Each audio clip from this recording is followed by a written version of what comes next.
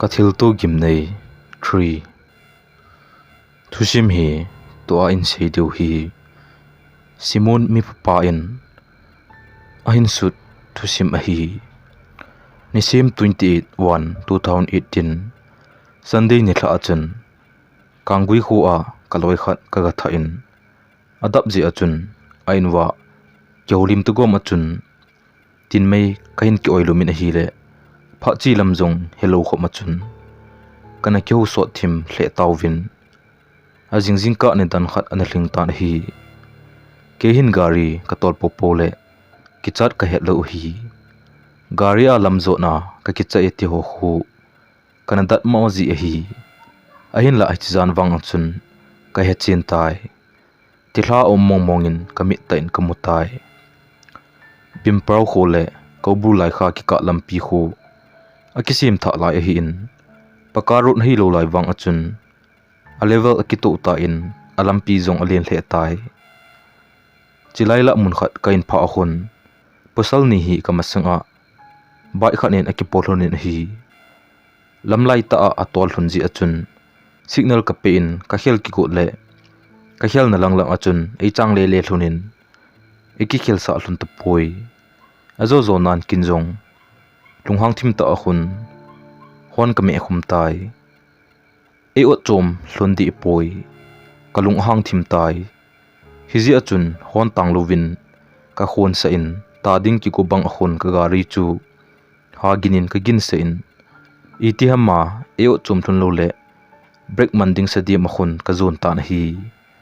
gi ding ta kha pai lo ding ka ti hi chuti a ka ga abola le zong e o chom thun lo ji achun break ka man tan a hi le mit mu chang ta achun amang del hlun tai te si hon katimul aki thovin kaluchang chongbom ti aphai atiu hu ka ga tu e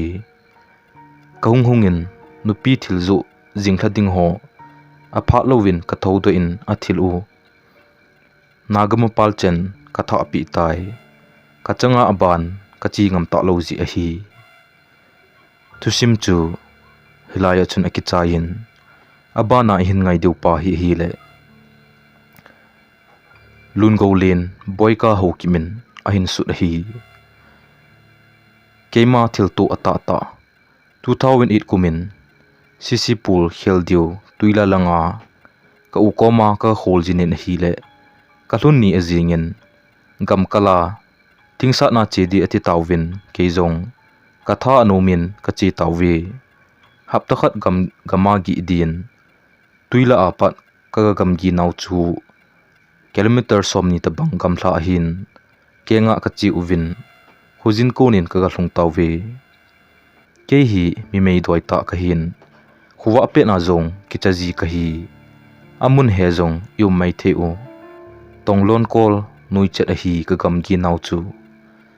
wadunglin ta khat pangin hola ka sawvin ka ki cholun bukane zo uchu gamleng din apot gamun hola nga din amai san pen pa kong hitai ke zong nup le ta umlo kanga atan hu hung thim chanin ka ki acha che che tan ka ki chat ji ham wadunga tuilon ginjong chu na sa ka sa che che tai me ka ti lo wangin ka ki thing thing pan tan lupna ka lup men pun ka ki khu khumin adang imala umlo chemchaneu khat ka ki choi in ka tai pungsigi hongling tan koimala hungnai lo u punggit don hin ka na pat ki gam thlabe lo hin mi khat ahung tu sa in ku a hin ti in kom khom pi ho hungkile o hitan te tin ke pa ta in ku ka le ti le ku a hin ti in ahung nai deuwin kalung among mama tan kom na kom chet na chun ku a hin ti kinin ka po na ka vet le vo ka den alu chang chu van to ka vet che me ata sa pumulin amulin keizong aka to pen ka kople ka khula chungun ahung towin ka khula u aside tai kaka a ka pen chu aza pha nun thal an kap kingun indel thojing ule ka kichat wal ji achun ke kana thi miltan e ko ko ule khong hing do in amo ho ka mu achun ha ka in ka kap kine dan chu zomi sang kamu dan hi zan a gama ku kitile don but lo di dan hi ku atia kale don but ji a chu lunghanga ehung ki musa a hi chizo khel gam gi de ti ting ule admission ka ki bol ji ta po e ain sim zo ain ngai zo si chunga ka ki pa e abana ihin ngai diu hi le Stephen Dongel dem kholin ho kimin ahin sut khat hi 1982 ka pen masang lai Thusim khat hin se inge wa kiti khat to lalam kiti nu hi anaki wop hun loi chapata ai lunin ne khat hi ipithu dan ham lalam hin wa koma loinu ka thi pha le kan hlep ding na hi atin aloinu injong ho ka sapoi nang mi hlep po ka ki chat nahi sa ham ati pi e kumli kumnga zo ahin lalam hi adam mo tan hi le dam do zo tuluwin aleisin hin kho an be tan hi alen khom ni hla uvin wa zong mi pila atowin a het lo ka ki hele lalam te hon sunglang chu aga aven a hi le agu pungnui la uwa chun lalam chun pon kang khat kisilin wa chu ain khut za min akowe zan len khom ki cha in mi pi ki khen tan ngwa go hlang ho chu lalam te na agi tawwe mi yo si ai mugam tan zan pung somle ni makhai vel hi tai wa bu chu ai ma thei te poi hi chun a kho pam lang wa pat ui che zo si ahung peng tan akap to aw thlajing uwe ahung nai diu tan hi le wa zong aki achebe se nin akoma imho chu atholela athi abang jing tawwe hi chun kialkot kyohan gin ahin zatan hi chun kot hong ki kiwin wa kot nei hung hon o kadang acha awal 18 lalam chu ahin ko tai wa chu aki achatange e phulo helovin lalam chu wa koma chun ahung imu in wa zong aki chat wal ji achun apeng in hi le lalam chu amukit tapoi ahusan wang chu angai khuwa tai jingka lam hi pha nen lalam chu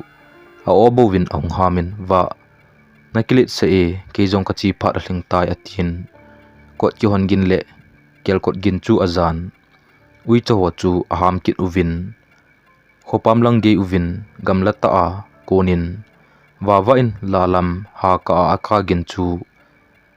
azamang pe in hi le aloinu angai walin ama jong kitim zo lovin akap ta na hi ama ka husan achun akoma ho ong khang so tawin ho zong ong wa pai tai Thusim chu hi chen achun aki chai kit tai abana in sei du hi Stephen Dongel dem kholam hokip mama in ahin sut khat hi kit ne 1994 lai Thusim ta khat hi zan khat hi phaya CRPF hole tingnoi mi ho aki kap to nawwa CRPF mili athitai aki kap to zo uhin police ho thilong la dia ahung le mithi ho kom achun zukham khat kho helo kho ma akham khat analume gu ha zu zi achun mithi ho thisan chu zukham pa chunga zong ana tan hi le police on ama zong chu athi hi sa on mithi ho to achun rims monga pulut dingin apu tawin kot akil den tawwe zan kimlang a hin azu power chu akichai hin tin pung 3:30 dona hin ahung khang do in akei le in avela amho jo chi chu ave le mithingen an hi tan hi chun aki achawal jingin apen za jingin kot lam thidelin adelin kot chu achup to ape atho jing tai ahin la koiman aza pi ta poi chomkha zo achun wok den ako malum CRPF mithi pa chu ahung thowin akom lang ahin zon tan ipiham na boina ki thote atin akot chup chu achup hu tan hi chomkha zo hin chowkidar pa ahung khangin mi pen gin chu ni le thum o in azan hi le Thilha hinti atin kot hon ta sangin azam kit tan hi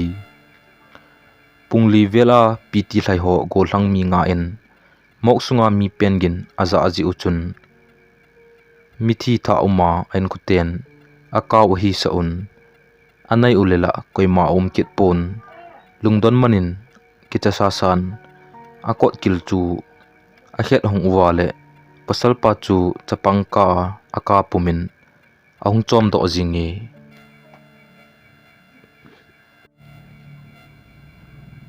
hichun ado ule hichimithi pa chu amoho hong kon chetna chun achi kinin mithi lumin agalum kini atin akeng nung jong veowin atin avet ule akeng nung ho jong chu bon hlu ama ni hichinia pa na chun tuni chanin hichipa chun zu kitihim him anung don tapoi thusim akichai tai thusim hi ingai no mole like share subscribe ina bor pi kit divin ka hin tim kit ove aban ananga akino hite